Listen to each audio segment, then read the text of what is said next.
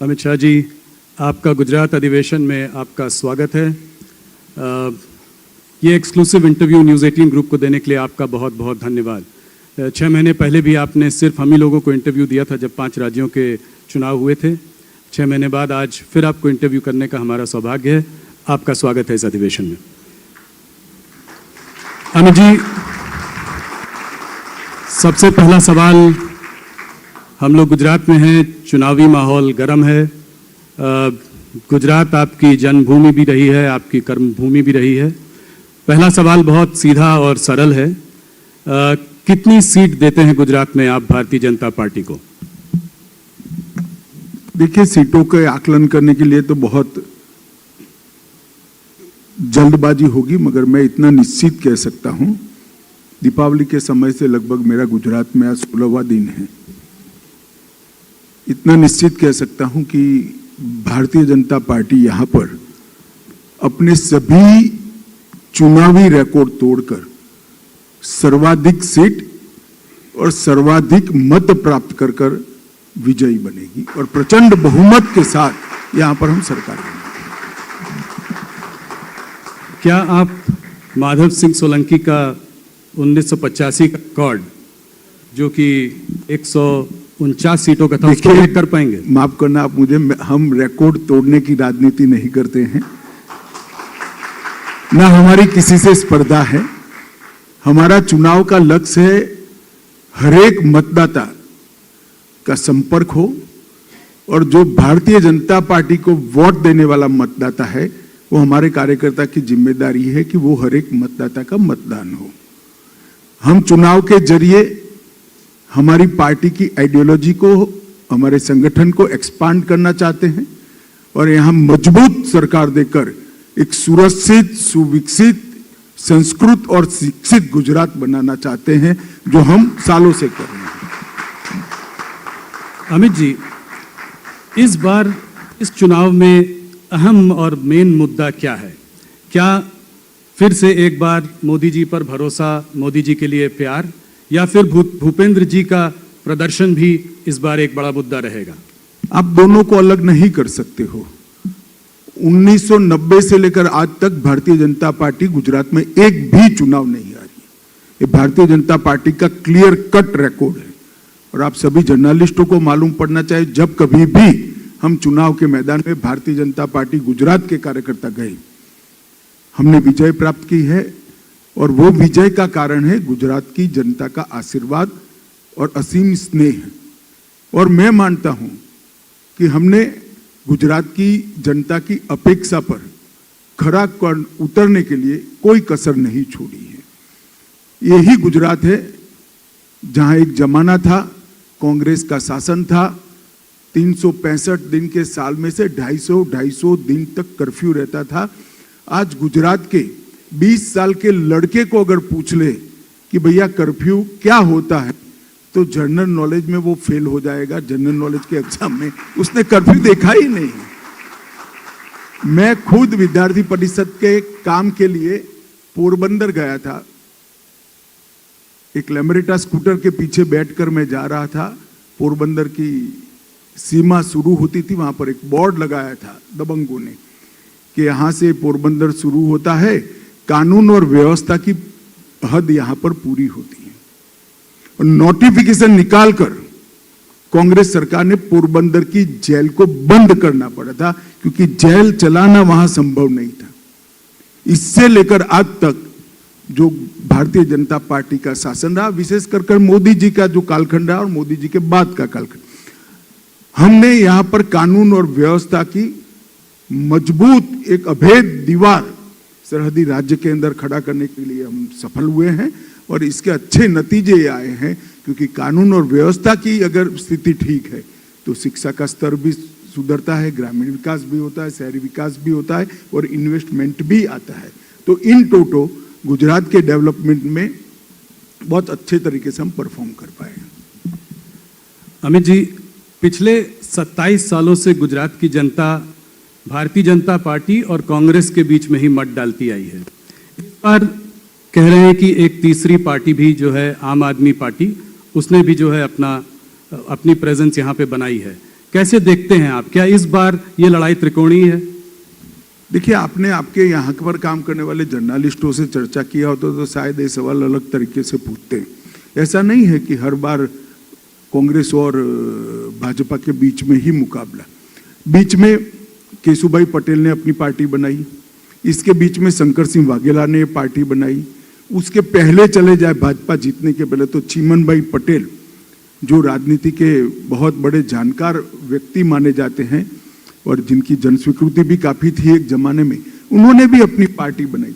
गुजरात ने कभी भी तीसरी पार्टी के कंसेप्ट को एक्सेप्ट नहीं किया है। गुजरातियों का स्वभाव है सबकी सुनते हैं। अब सुनने के कारण किसी के मन में भ्रांति हो जाए तो मैं क्या कह सकता हूं, डिब्बे खुलने दीजिए, परिणाम बहुत स्पष्ट आने वाला है।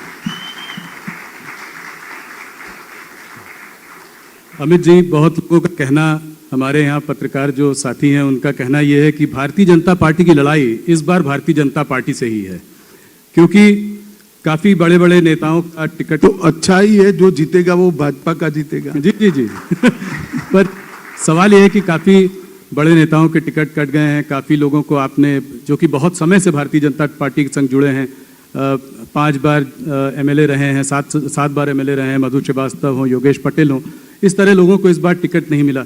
तो क्या इस वजह से, और मैं इसीलिए कह रहा हूं कि ये बीजेपी वर्सेस बीजेपी लड़ाई है, कि कहीं इस वजह से कोई लोगों में थोड़ा सा मनमुटाव तो नहीं है? जरा भी मनमुटाव का सवाल नहीं है। आप जो कह रहे हैं वो पहली बार नहीं हुआ है। मैं 1995 से भारतीय जनता पार्टी की चुनावी प्रक्रिया को बहुत नजदीक से देखने वाला कार्यकर्ता हूं और 2002 से प्रक्रिया के अंदर बैठने वाला कार्यकर्ता हूं। हर बार 30% के आसपास टिकट और चेहरे बदलते हैं। ये हर बार की प्रक्रिया है, मगर एक भी बड़ा चेहरा बागी बनकर नहीं खड़ा है। आज सभी लोग पर्चा डलवाने के लिए गए, सभी के भाषण हुए हैं, सभी आप लोगों के इंटरव्यू में भी आ रहे हैं। भारतीय जनता पार्टी का एक कल्चर है कि भारतीय जनता पार्टी में जो फैसला होता है वो स्वाभाविक रूप से, अगर मेरे लिए कोई मुझे पसंद ना है ऐसा फैसला होगा तो मैं व्यक्ति हूं, अंततः दुख तो होगा ही होगा, मगर इसका मतलब ये नहीं कि मैं पार्टी के खिलाफ काम करूंगा। पार्टी की एक डिसिप्लिन होती है, पार्टी की एक संस्कृति है और हमारी पार्टी की एक परंपरा भी है। और हमारे सारे नेता, मेरी सबसे बात हुई है, एक लाइन से भारतीय जनता पार्टी को जिताने के लिए कटिबद्ध है और पूर्ण जोश से लगे हुए हैं। नहीं, हम लोगों ने सुना है कि आप खुद पर्सनली सबसे बात कर रहे हैं और यहाँ पर जमे हुए हैं और भारतीय जनता पार्टी के सीनियर वरिष्ठ नेताओं जमे क्या हुए, मैं यहीं का हूँ भाई, कहाँ बाहर बीतते हो? नहीं, मेरा मतलब है आप दिल्ली से यहाँ जमे हुए हैं पिछले 2 महीनों से जी। अमित जी, पिछले 10 सालों में आप लोगों ने कुछ मुख्यमंत्री बदले प्रदेश में। पिछली बार तो आपने पूरी की पूरी कैबिनेट ही बदल डाली। इस बार भी जो कैबिनेट में कुछ मंत्री हैं उनके भी कुछ के टिकट कटे हैं। तो क्या मोदी जी के यहाँ से जाने के बाद, आपके यहाँ से जाने के बाद गुजरात में एक स्थिरता आ पाई है? गुजरात अपना नेता ढूंढ देखिए, ये एनालिसिस ठीक नहीं है। मैं आपको बताता हूँ, मोदी जी के जाने के बाद आनंदीबेन पटेल मुख्यमंत्री बनी। आनंदीबेन का जाने का कोई और कारण न था, हमारी पार्टी का नियम था कि 75 साल तक काम करते हैं। उनके 75 साल समाप्त होने में 2 महीने थे, आनंदीबेन को बदला गया। उसके बाद में विजय भाई आए, विजय भाई पूरे 5 साल अपने पूरे किए और भूपेंद्र भाई कर रहे हैं। भूपेंद्र भाई के नेतृत्व में ही हम चुनाव लड़ रहे हैं। इसके बाद भूपेंद्र भाई को ही मुख्यमंत्री बनना है। अस्थिरता का सवाल कहाँ है? कोई सवाल ही नहीं पैदा होता अस्थिरता। मेरा एक सवाल ये भी आने वाला था कि क्या भूपेंद्र जी ही वापस मुख्यमंत्री बनेंगे? उसका हाँ जी, मैंने कह ही दिया। जी। भारतीय जनता पार्टी का बहुमत आएगा तो श्री भूपेंद्र पटेल ही मुख्यमंत्री बनेंगे, इसमें कोई दो राय नहीं।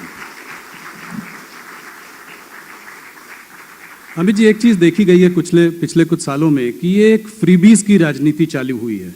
आप लोगों ने उसके अगेंस्ट मतलब बहुत जोरों से बोला भी है, मोदी जी ने भी कहा है, उसको रेवड़ी की राजनीति बताया है।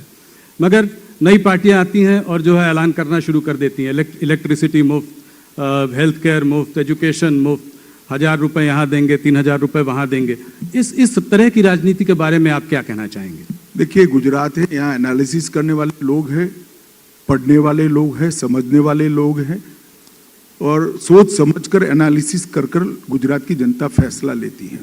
अब तक जो वादे किए गए इसका योग बताए तो गुजरात का बजट 2,42,000 करोड़ है और वादे हो गए हैं 3,52,000 करोड़ के। नई इनकम कुछ नहीं करनी है, पुराना बजट एज इट इज और 3,52,000 करोड़ लाना है। कोई बता दे जरा कैसे लाएंगे, इसका तो हिसाब दे। ये गुजरात की जनता समझती है। और कुछ वादे तो इतने हास्यास्पद है, हम प्राथमिक शिक्षा को फ्री करेंगे। हमारे यहाँ 1960 से प्राथमिक शिक्षा फ्री है, अब क्या फ्री करोगे भाई तुम? फ्री है। उनको ये भी मालूम नहीं यहाँ क्या चल रहा है, स्वाभाविक है यहाँ के नहीं है तो, परंतु थोड़ा स्टडी तो करना चाहिए। जब फ्रीबीज की बात होती है तो केंद्रीय सरकार भी तो फ्रीबीज दे रही है। कहीं ऐसा जैसे कि फ्री राशन दे रहे हैं आप, उसकी आपकी व्यवस्था बनी हुई है, फ्री सिलेंडर आप भी दे रहे हैं, तो इसको आप कैसे देखते हैं? क्या ये फ्रीबीज नहीं? देखिए, दो चीजों में तत्वतः फर्क है। जैसे भारत सरकार की सो कॉल्ड फ्रीबीज, किसी को घर देना, किसी को गैस का कनेक्शन देना, किसी के घर में लाइट पहुंचाना, किसी को आयुष्मान भारत का कार्ड देना, और अब अंत में आपने जो कहा कोरोना के बाद उनको फ्री राशन देना, किसी को बिजली देना, ये रेवड़िए बांटना नहीं है, मगर बिजली का बिल न देना रेवड़िए बांटना है। किसी को घर देना मैं नहीं मानता रेवड़ी बांटना है, ये इसके जीवन स्तर को उठाने का प्रयास है। जो आजादी के 70 साल तक कांग्रेस ने 60 साल तक शासन किया वो नहीं कर पाए, वो हम करें।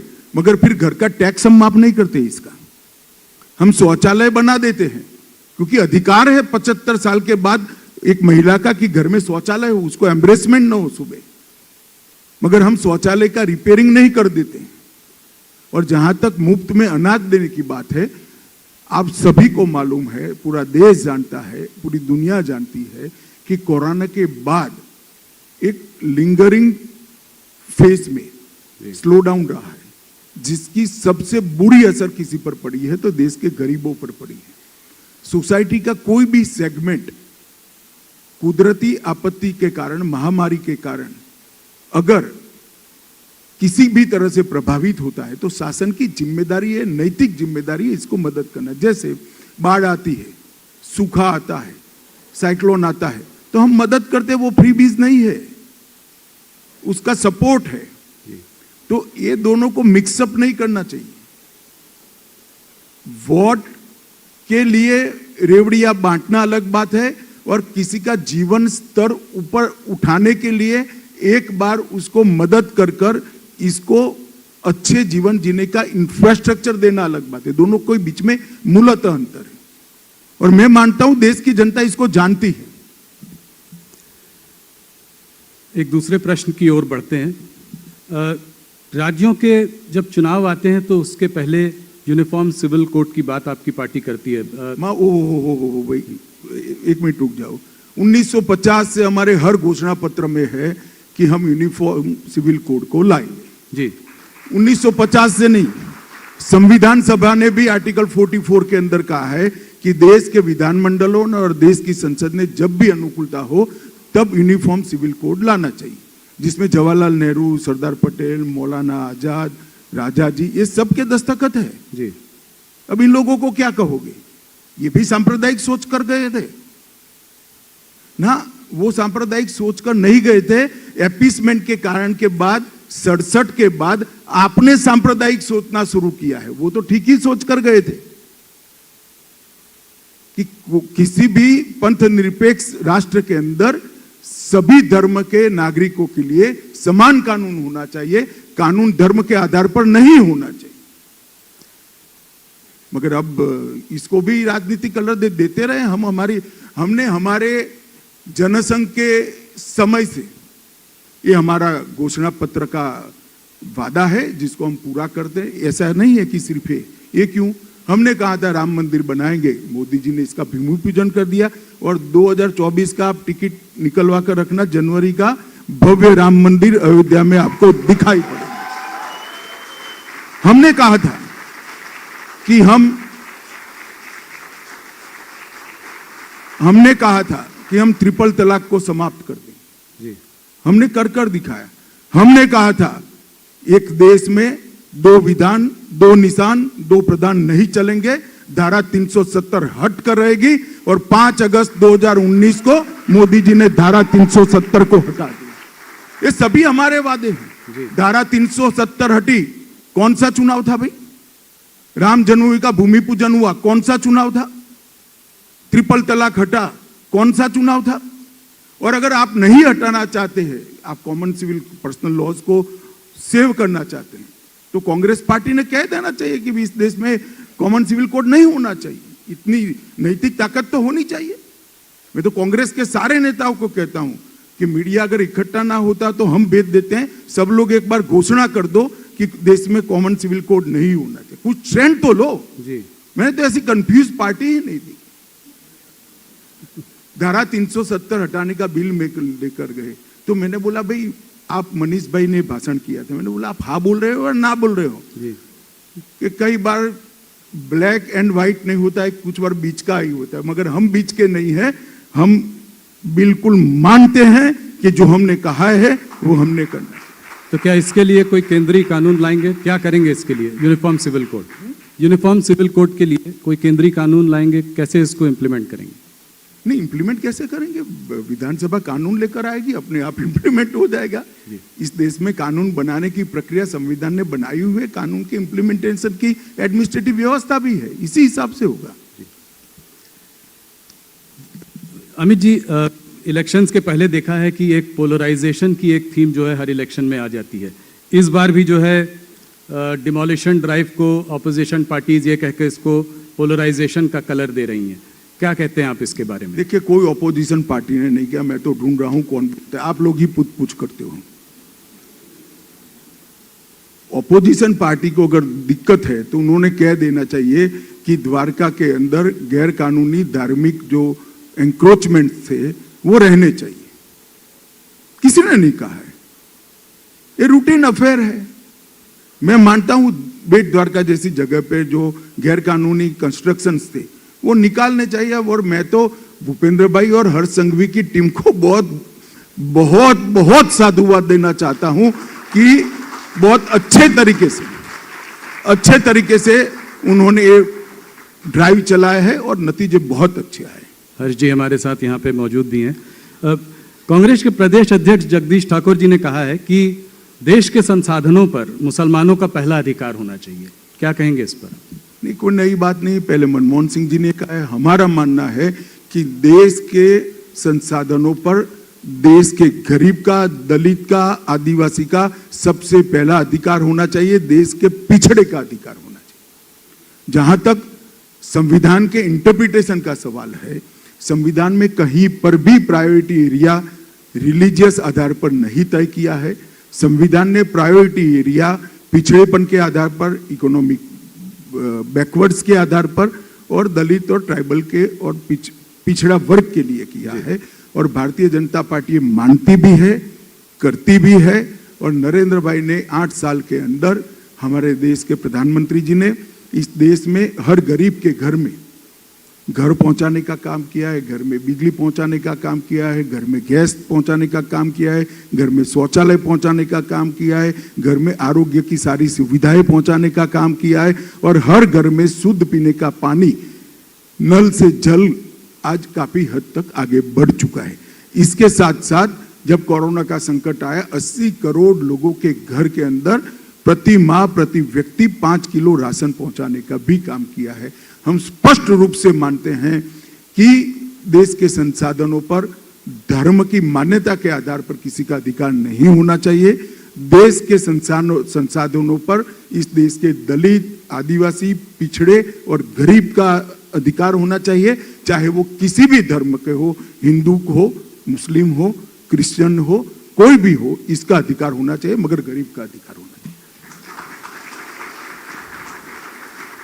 अमित जी, कांग्रेस के मैनिफेस्टो में एक इंटरेस्टिंग बात कही है। उन्होंने ये कहा है कि अगर वो पार्टी पावर में आई तो नरेंद्र मोदी स्टेडियम का नाम बदलकर सरदार पटेल स्टेडियम करेंगे। इसके बारे में आपकी क्या विचार है? मैं तो धन्यवादी हूं, आपने सवाल पूछ लिया। मैं अखबार में देख रहा था, अब आपने पूछ ही लिया है तो यहीं पर जवाब स्पष्ट कर देता हूं। सबसे पहली बात, कांग्रेस को सरदार पटेल का नाम देने का अधिकार ही नहीं। जीता जीवन सरदार को इतिहास में उचित स्थान न मिले, इसके पीछे एक गांधी नेहरू परिवार ने लगा। सरदार पटेल की अंत्येष्टि से लेकर सरदार पटेल का स्मारक बनने से लेकर सरदार पटेल को भारत रत्न देने तक कोई भी काम इन्होंने रोड़ा अटकाने के अलावा नहीं किया। नरेंद्र भाई ने विश्व की सबसे बड़ी ऊंची प्रतिमा यहां पर सरदार साहब के स्मारक में बनाई। क्या बात कर रहे हो, सरदार साहब किया। नरेंद्र भाई ने देश भर के 8.5 करोड़ किसानों के औजारों का लोहा पिघलाकर किसान नेता सरदार पटेल का, लौह पुरुष सरदार पटेल का विश्व का सबसे बड़ा पुतला बनाने का बात। एक भी कांग्रेसी नेता आज तक वहां पर पुष्पांजलि करने नहीं गया। प्रतिमा किसने भी बनाई हो, आपके शासन में बहुत सारी प्रतिमा बनी है महापुरुषों की, हम जाते हैं, आदर भाव व्यक्त करते हैं। क्योंकि ये प्रतिमा सरदार पटेल की नरेंद्र भाई ने बनाई इसलिए आप नहीं जाते, ऐसा नहीं है। क्योंकि ये सरदार पटेल की प्रतिमा है इसलिए कांग्रेसी नहीं जाते। और सरदार पटेल को हमेशा अन्याय करने का काम एक कांग्रेस पार्टी ने। सरदार पटेल के नाम पर ना कोई योजना बनी, ना कोई बड़ा स्मारक बना, ना आपने भारत रत्न दिया। जब कांग्रेस गई तब जाकर भारत रत्न मिला सरदार पटेल को। और आज आप सरदार पटेल की एडवोकेसी कर दो। और जहां तक स्टेडियम का सवाल है, मैं स्पष्ट कर दूं, वहां पर एक स्टेडियम था और आज वहां पर एक स्टेडियम बना है जिसका नाम नरेंद्र मोदी स्टेडियम है। परंतु कांग्रेस झूठ प्रचार कर रही है। वहां पर एक कॉम्प्लेक्स बना है, स्पोर्ट्स कॉम्प्लेक्स बना है, जिसमें टोटल 18 स्टेडियम बनने वाले हैं। उसमें से एक नरेंद्र मोदी स्टेडियम है और वो पूरे स्पोर्ट्स कॉम्प्लेक्स का नाम सरदार पटेल स्पोर्ट्स कॉम्प्लेक्स रखा गया है। सरदार पटेल के नाम को, उनकी स्मृति को हमने एक्सपांड कर एक की जगह 18 स्टेडियम में लगाने का काम ये भारतीय जनता पार्टी की सरकार है। जिनके पास कोई मुद्दे नहीं होते हैं वो इस प्रकार के मुद्दे। और क्या समझते हो आप गुजरात की जनता? गुजरात की जनता आपके झूठी बातों में आ जाएगी। नरेंद्र भाई मोदी के प्रधानमंत्री बनने के बाद, भारतीय जनता पार्टी की सरकार बनने के बाद सरदार पटेल की फोटो लगाना शुरू किया है। 50 साल तक कांग्रेस के स्टेज के पीछे कभी सरदार पटेल की फोटो हमने नहीं देखी। 50 साल तक कांग्रेसियों के मुंह से सरदार पटेल का नाम हमने नहीं सुना। इतना बड़ा स्मारक बना, एक भी कांग्रेसी नेता वहां पुष्पांजलि करने नहीं गया और आप सरदार पटेल की बात करते हो। भाई, भारतीय जनता पार्टी का हर कार्यकर्ता मानता है कि सरदार पटेल न होते तो आज ये देश का स्वरूप न होता, देश अखंड न होता, देश का आज का संविधान भी न होता। सरदार पटेल के योगदान के लिए हमें कांग्रेस से सीखने की जरूरत नहीं है, न इनकी स्मृति के लिए कुछ करने की जरूरत है। वही स्टेडियम पर एक बहुत बड़ा स्पोर्ट्स कॉम्प्लेक्स बनाकर सरदार पटेल स्पोर्ट्स कॉम्प्लेक्स उसका नाम रखा गया है और वहां आने वाले दिनों में चुनाव के बाद द्रुत गति से शुरू हो जाएगा। 18 अलग अलग खेलों के स्टेडियम बनेंगे और अगर हम ढंग से परफॉर्म कर पाए तो वहां पर ओलंपिक भी होगा। विश्व का Olympic Sardar Patel sports complex के अंदर होगा।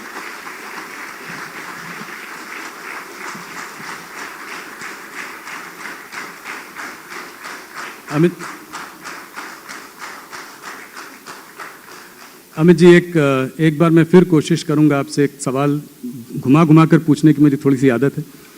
अगर वोट शेयर एनालिसिस करा जाए गुजरात में तो पिछली बार आप लोगों का करीब 47% से ऊपर था और कांग्रेस का 41.4 के आसपास था।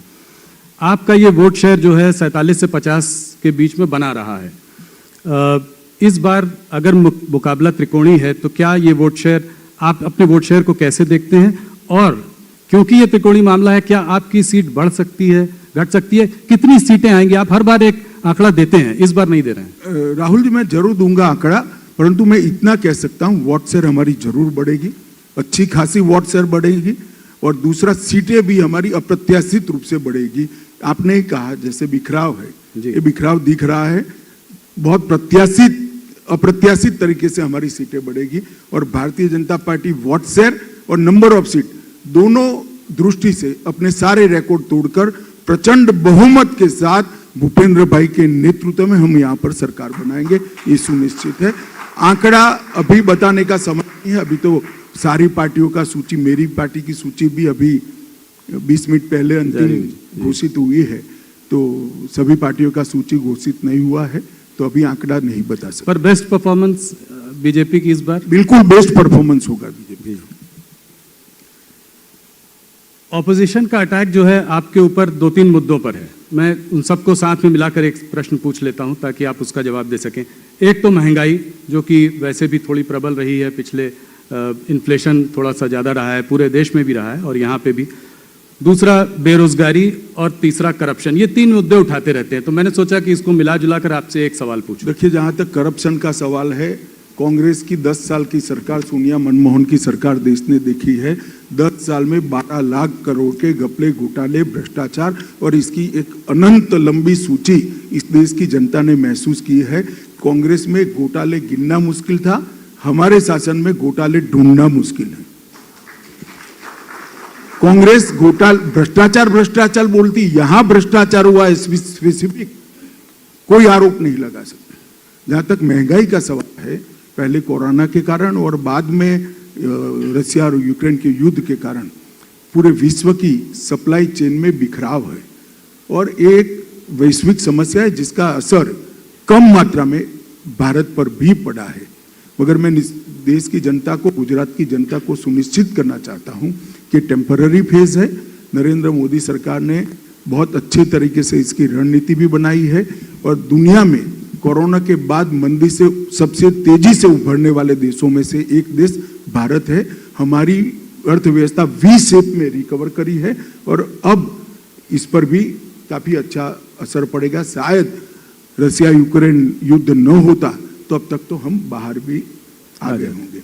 बेरोजगारी के लिए भी नरेंद्र भाई ने ढेर सारे कदम उठाए हैं और गुजरात में तो विशेषकर उठाए, हमारी डबल इंजन की सरकार ने उठाए हैं। और अभी मोदी जी हर महीने 75,000 से 1.25 लाख तक युवाओं को केंद्र सरकार की रोजगारी 10 माह तक कंटिन्यूस दे रहे हैं। तो ये बहुत बड़ा एक ड्राइव है जी।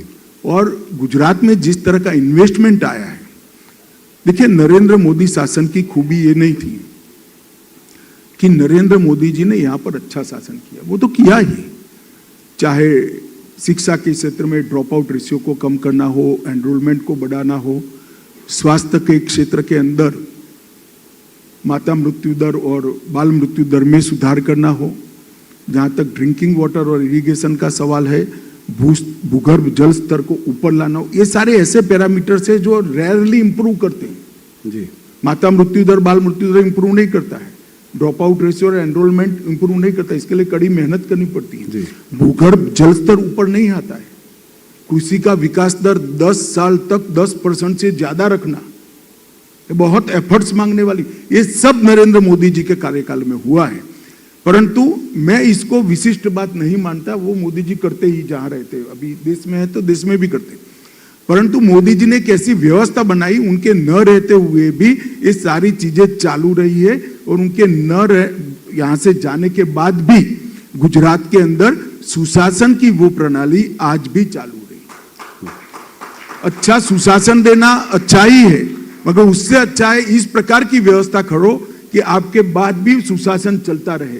मोदी जी ये करने में बहुत सफल हुए हैं और शायद देश में बहुत कम नेता है जिन्होंने इस तरह से स्थायी स्वरूप सुशासन को देने का प्रयास किया है। गुजरात से हटकर थोड़ा हिमाचल की ओर चलते हैं। वहां तो आप, यहाँ तो आपने आंकड़ा नहीं दिया, कम से कम यहाँ तो आंकड़ा दे दीजिए, यहाँ तो चुनाव हो चुका है। मुझे लगता है कि लास्ट टाइम हमारा जो बहुमत था बाय एंड राज +-2 कर मेंटेन करेंगे। वापस दोबारा सरकार बनेगी? निश्चित रूप से भारतीय जनता पार्टी की सरकार बनेगी। वहां मुख्यमंत्री कौन होगा? क्या जयराम हमने घोषित किया है, इनके नेतृत्व में हम चुनाव लड़ रहे, हमारे मुख्यमंत्री जी के नेतृत्व में लड़ रहे, वही बनेंगे। वही बनेंगे दोबारा।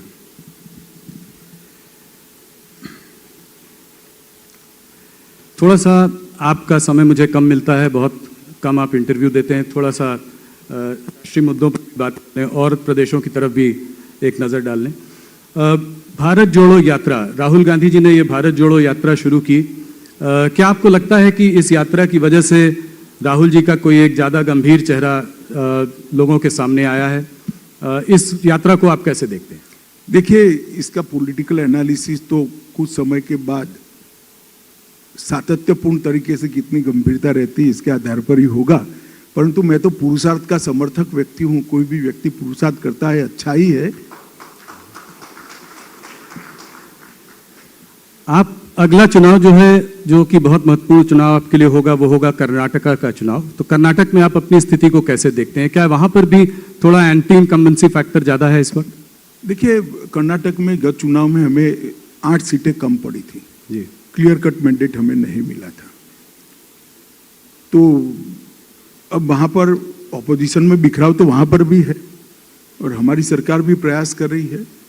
मुझे लगता है कि गुजरात और हिमाचल के परिणामों का बहुत अच्छा असर कर्नाटक पर भी होगा और हमारी पार्टी ने, वहाँ के संगठन ने एक कार्य योजना भी बनाई है चुनाव तक किस तरह से पार्टी को नीचे के स्तर पर मजबूत करना और पार्टी के चुनावी तंत्र को कैसे ठीक ठाक कर ऑफेंसिव तरीके से चुनाव में जाने के लिए।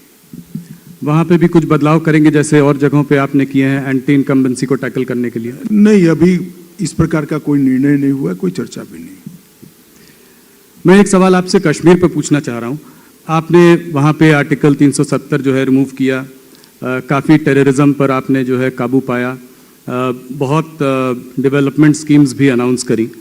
आगे क्या होगा? ये इलेक्शंस कब होंगे? क्या 2023 में हम कश्मीर में चुनाव देखेंगे? देखिए, कश्मीर की 3 समस्या थी। एक तो लोकतंत्र वहां पर बिल्कुल एक प्रकार से इसकी कोई बेअसर हो इस प्रकार से बना दिया गया था, क्योंकि पूरे भारत में त्रिस्तरीय शासन व्यवस्था है। एक पंचायत व्यवस्था है, एक असेंबली है और एक पार्लियामेंट के चुनाव होते हैं। वहां पर पंचायत के भी 3 स्तरों को शुरू ही नहीं किया गया। ना पंच सरपंच चुने जाते थे, ना ब्लॉक लेवल के चुनाव होते थे, ना डिस्ट्रिक्ट लेवल के चुनाव होते थे।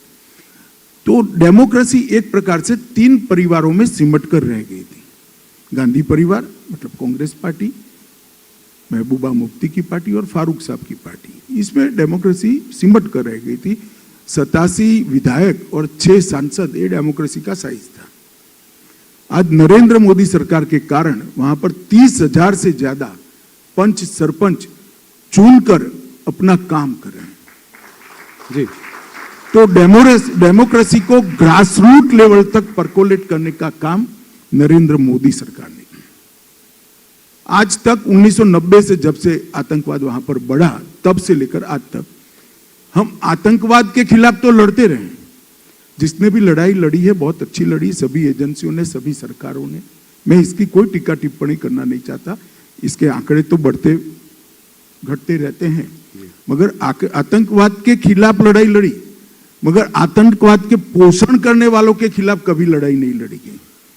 हमने हुर्रियत को टफ जवाब दिया, जमाते इस्लामी पर बैन लगाया और आतंकवाद की पूरी इकोसिस्टम, जो उनको पैसा सप्लाई करते थे, जो वैचारिक आधार प्रदान करते थे और जो अलग अलग प्रकार की व्यवस्थाओं में इनके मोहरे बैठे थे, इस सबको रूथलेसली क्लीन अप करने का काम भारतीय जनता पार्टी की नरेंद्र मोदी सरकार ने किया है और मैं मानता हूं यही आतंकवाद के खिलाफ सच्ची सफलता है।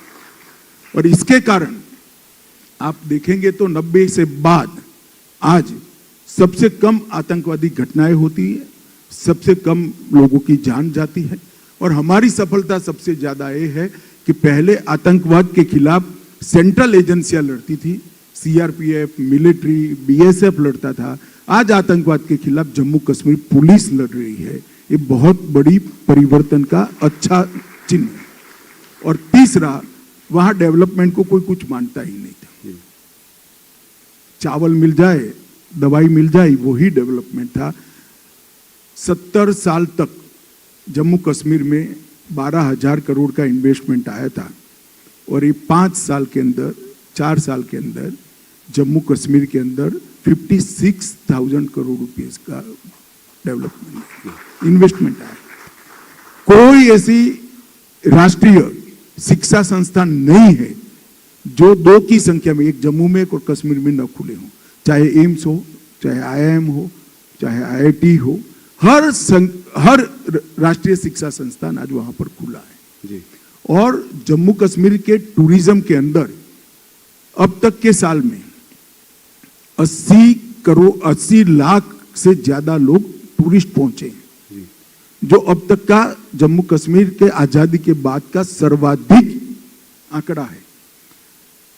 रिकॉर्ड टूरिस्ट अमरनाथ यात्रा में गई, एकदम शांतिपूर्ण तरीके से अमरनाथ यात्रा पारित हो गई और जम्मू कश्मीर के अंदर आज तक दलितों को, पिछड़ों को, ट्राइबलों को रिजर्वेशन का अधिकार नहीं मिलता था।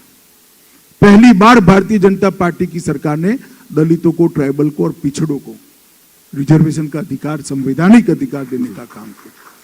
और हमारा जो मांग था, मेरे जैसे कार्यकर्ता के लिए तो बहुत सुखद बात है कि हमारे समय के अंदर 2 विधान, 2 निशान और 2 प्रधान समाप्त कर जम्मू कश्मीर आज भारत का अखंड हिस्सा है। इसका एहसास जम्मू कश्मीर और पूरे भारत की जनता करती है। बहुत बड़ी उपलब्धि है और ये मोदी जी के शासन की प्रमुख उपलब्धियों में से एक है। जी, तो क्या चुनाव 2023 में हो पाएंगे?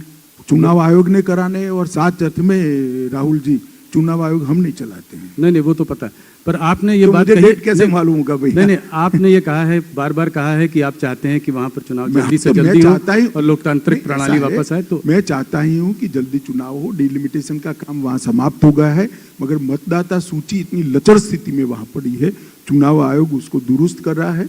जब भी मतदाता सूची समाप्त होगी, ठंडी समाप्त होगी, चुनाव आयोग उचित फैसला लेगा।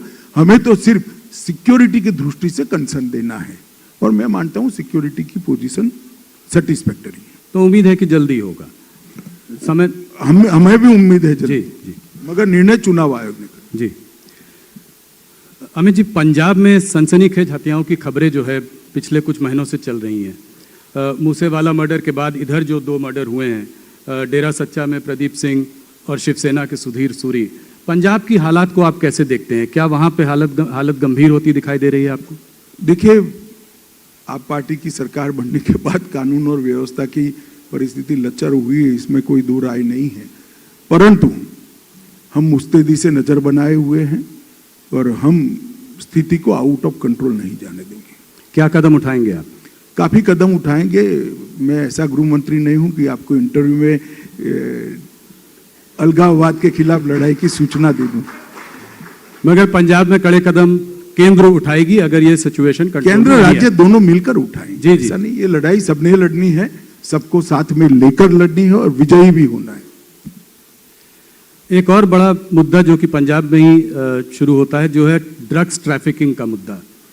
इसको कैसे काबू पाएंगे? इस पर कैसे काबू पाएंगे? इसको ड्रग जिहाद का नाम भी दिया जा रहा है। पीढ़ी की पीढ़ी जो है बर्बाद, देखिए, नशे में बर्बाद हो। मैं आपको बताता हूं कि ये 3 साल के अंदर नरेंद्र मोदी के नेतृत्व में भारत सरकार ने ड्रग के उपयोग, ड्रग की बिक्री और ड्रग का भारत के समुद्र के रास्ते से दुनिया के अलग अलग जगह पे जाने के रास्ते या जमीनी रास्ते से सब पर कठोर कार्यवाही की। सारे आंकड़े उपलब्ध हैं और मैं एक ही आंकड़ा कहना चाहता हूं कि 3 साल के अंदर हमने लगभग 20,000 करोड़ रुपए का ड्रग पकड़ा है। पहले कांग्रेस के 3 साल की तुलना में 700 करोड़ का था। तो इससे आपको साइज और स्केल मालूम पड़ेगा। इसके लिए एनकोड कर एक 4 स्तरीय व्यवस्था बनाई है। एकदम ऊपर की टीम है, फिर इस पर अफसरों की टीम है, फिर राज्य स्तर की टीम है और फिर डिस्ट्रिक्ट स्तर की टीम है। और हमने top to bottom and bottom to top investigation को कंसेप्ट डेवलप किया है। जैसे कोई छोटी सी ड्रग की पुड़िया पकड़ी जाती है तो वो कहां से आई से लेकर देश में कहां तक से एंटर हुई, पूरा नेटवर्क की जांच होती है। और देश की सीमा पर ड्रग पकड़ा जाता है तो वो आकर कैसे छोटी पुड़िया बनने वाला था, उसका भी पूरा इन्वेस्टिगेशन होता है। तो top to bottom, bottom to top investigation concept के साथ हम ड्रग के तंत्र को उखाड़ने के लिए पहली बार प्रयास कर रहे हैं। काफी सफलताएं मिली है। इसमें भी मैं गुजरात सरकार को बहुत बहुत साधुवाद देना चाहता हूं। भूपेंद्र जी और हर्ष यहाँ बैठा है, हर्ष को, क्योंकि गुजरात सरकार ने न केवल गुजरात के अंदर एंटर हुए ड्रग को पकड़ा है, गुजरात के दरिया से लंका जाते हुए ड्रग को भी पकड़कर बहुत बड़ा काम किया और बड़ी मात्रा में सीजर हुआ है और अच्छा इन्वेस्टिगेशन किया है, जिसके कारण दिल्ली, पंजाब और हिमाचल ये तीनों राज्यों में बड़े नेटवर्क का भांडाफोड़ हुआ है। ड्रग के खिलाफ जीरो टॉलरेंस की हमारी नीति है और मोदी जी ने संकल्प लिया है कि 2047 के पहले हम भारत को ड्रग फ्री बनाएंगे। नशा मुक्त भारत का हमारा संकल्प सुनिश्चित है। ड्रग ट्रैफिकिंग को देखकर ये बात तो करीब करीब साफ है कि इसके पीछे पाकिस्तान का हाथ है। एक अनस्टेबल पाकिस्तान न्यूक्लियर, ऐसा कहना ठीक नहीं होगा। अफगानिस्तान से, पाकिस्तान से रास्ते भी आता है, बर्मा के रास्ते भी ड्रग आता है, तो रास्ते अनेक है। मगर कोई भी राज्य हो, अस्थिरता होती है तो इस प्रकार के कामकाज को बढ़ावा मिलता ही है। जी, पाकिस्तान एक अनस्टेबल देश भी है, इससे हमारे देश को आप क्या खतरा देखते हैं? देखिए, मेरे लिए आपकी तरह बोलना सरल नहीं है जी कि अनस्टेबल देश है, परंतु पाकिस्तान से जो खतरे हैं पूरा देश जानता है, आप भी जानते हो। मगर मैं तो इतना कह सकता हूं, खतरा जो भी है सीमा की उस पार रहेगा, हम अंदर नहीं आने देंगे, इतना मैं सबको सुनिश्चित करना।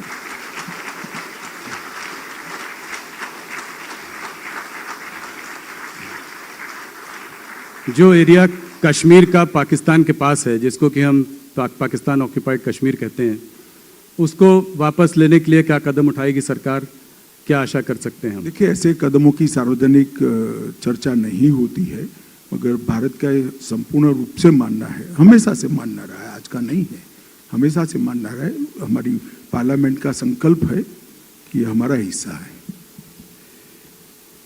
अक्साई चीन पर भी चीन का कब्जा है। एक मुझे मालूम है आप क्या कहने वाले, कोई टाइटल इसमें से नहीं निकलेगा। रॉन्ग नंबर डायल कर रहे हो राहुल।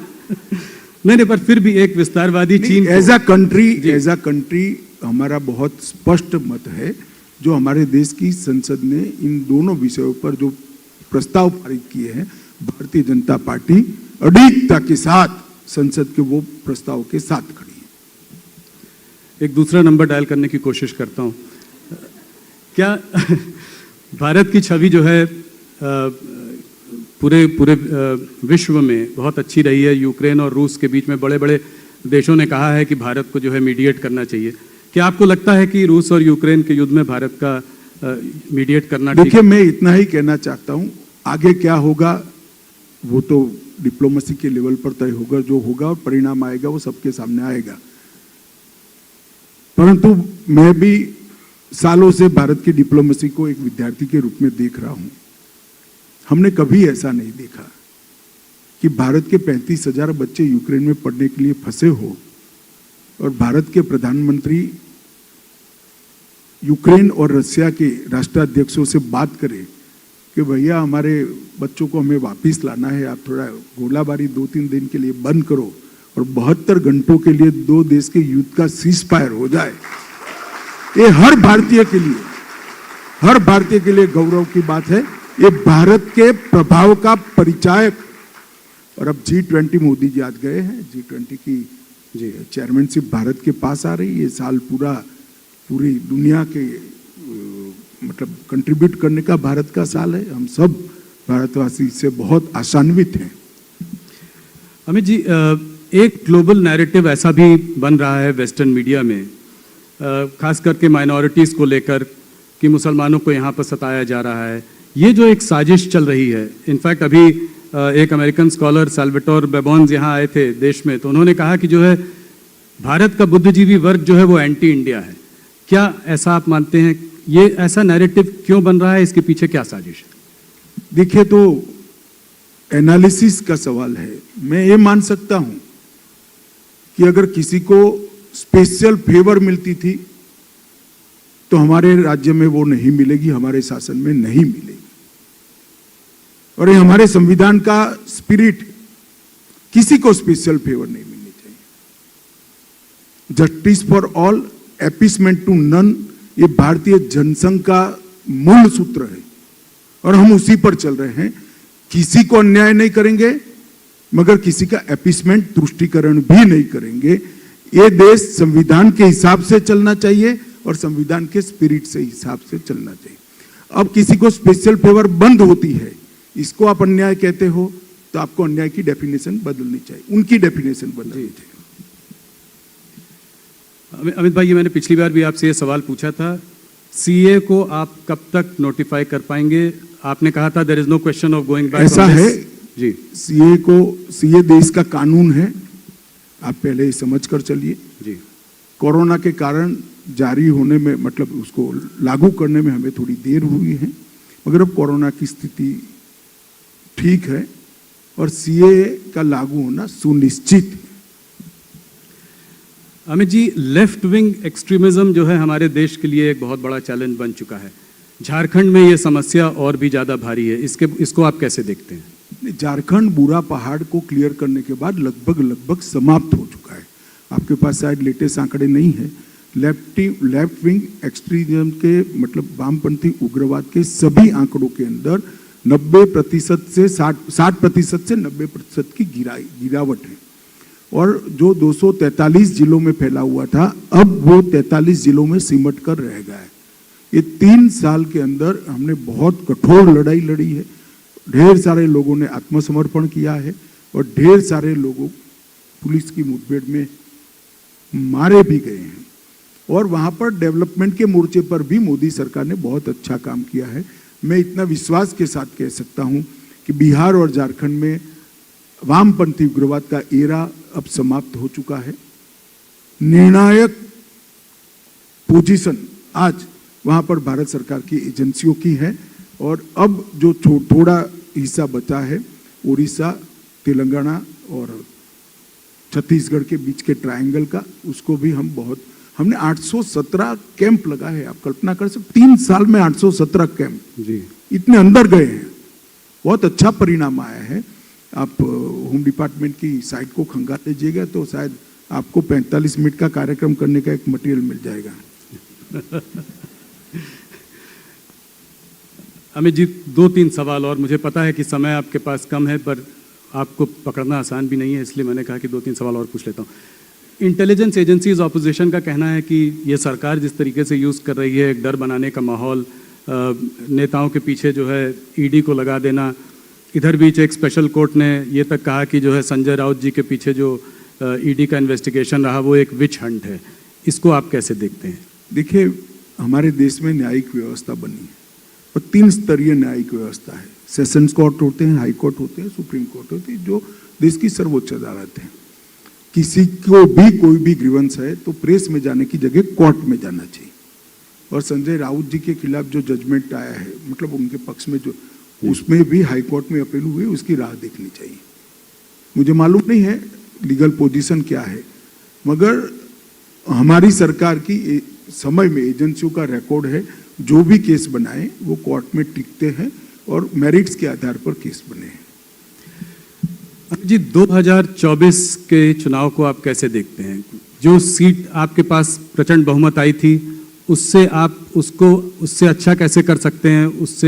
उसको वहां पर होल्ड करके कैसे रख सकते हैं? कहां से आपको ज्यादा सीटें मैं मिलेंगी? एरिया बता ही देता हूं आपको। हम दक्षिण में हमें अपने आप को इम्प्रूव करेंगे। तेलंगाना, तमिलनाडु और आंध्र के कुछ डिस्ट्रिक्ट में हम अच्छा परफॉर्म करेंगे, परिणाम लाएंगे। इसके साथ साथ उड़ीसा में हम बहुत अच्छा इंप्रूव करेंगे, बंगाल में हम बहुत अच्छा इंप्रूव करेंगे। 18 सीट से ज्यादा है बंगाल में और ज्यादा। हाँ, बहुत अच्छा इंप्रूव करेंगे। और बिहार में अब जगह हमारी बढ़ गई है तो स्वाभाविक रूप से इंप्रूवमेंट होगा। दोनों हमारा रिकॉर्ड रहा है कि हमने 2019 में एनडीए के साथ 2/3 बहुमत प्राप्त किया। 2014 में, 2019 में भाजपा ने 2/3 बहुमत प्राप्त किया और 2024 में इससे भी बड़े बहुमत के साथ फिर से मोदी जी का प्रधानमंत्री बनना सुनिश्चित है। मैं देश की जनता के आशीर्वाद हमारे साथ है, मोदी जी के साथ है और मोदी जी के प्रयास को देश के अर्थतंत्र को मजबूत बनाने का प्रयास, देश के अर्थतंत्र को 11वें पायदान से 5वें पायदान पर लाने का रिजल्ट और देश को मैन्युफैक्चरिंग हब बनाने का रिजल्ट देश की पूरी जनता जानती है। देश के सुरक्षा सिनेरियो को मोदी जी ने ड्रास्टिकली चेंज किया है। देश के इंफ्रास्ट्रक्चर के अंदर 1,09,000 करोड़ का 5 साल में इन्वेस्टमेंट, वो कोई कल्पना नहीं कर सकता था, जो मोदी जी ने धरातल पर लाकर बताया है। और हर क्षेत्र के अंदर, चाहे पर्यावरण हो, चाहे कानूनी सुधार हो, चाहे कानून रिपील करने हो, और चाहे दुनिया की सभी समस्याओं में लीड देना हो, पूरी दुनिया मोदी जी की ओर बहुत आशा के साथ दिख रही है। तो मोदी जी की एक ग्लोबल लीडरशिप को देश की 130 करोड़ की जनता एक्नॉलेज करती है, और मुझे भरोसा है कि हम और अच्छे बहुमत के साथ 24 में फिर से मोदी जी के नेतृत्व में सरकार बनाएंगे और देश अपने सभी लक्ष्यों को प्राप्त करेगा। अमित जी, आपने हमको इतना समय दिया। आपको, आपकी इस इंटरव्यू को पूरे देश में, हमारे सारे चैनल में, हर भाषा में देखा गया है। आपके इस समय के लिए आपका बहुत बहुत धन्यवाद। आपने इस बार फिर हमको पहले नेशनल चैनल को इस इंटरव्यू को दिया, इसके लिए आपका बहुत बहुत धन्यवाद। Thank you. मुझे यहाँ बुलाकर मंच देने के लिए TV18 का बहुत बहुत आभार।